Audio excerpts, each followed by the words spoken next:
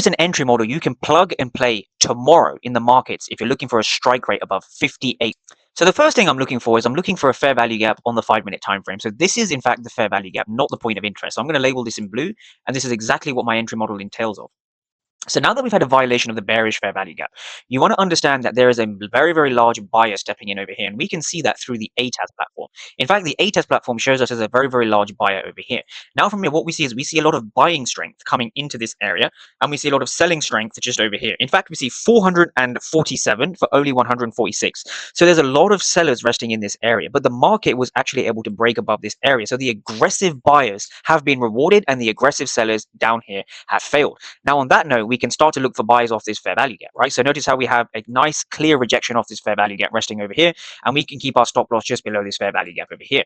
Now, the next question is, well, where do we target as a trader? Well, we simply look to target the 10 a.m. Eastern using the power of 3 over here. So we can see the power of 3 indicator, right? So as you can see, price rockets to the upside. So if you're struggling as a trader, you need to understand where the flip zones are actually occurring. And the only way you can see that is by understanding the ATAS platform and by seeing aggressive sellers fail over here, aggressive buyers are rewarded all the way up here. So when you're trading, always use the ATAS platform to confirm all of your trade setups.